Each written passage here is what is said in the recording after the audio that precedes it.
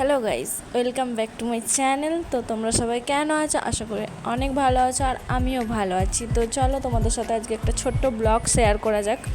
তো আজ আমি বিকেলবেলায় ঘুরতে বেরিয়েছি।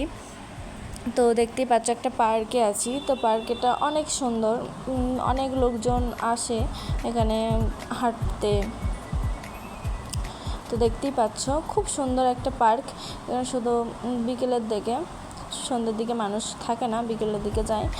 তো দেখো আমরা ওখান থেকে একটা বাচ্চাদের পার্কে এলাম, যে পার্কের ভেতরে রাধাকৃষ্ণ ঠাকুর আছে, কৃষ্ণ ঠাকুর আছে।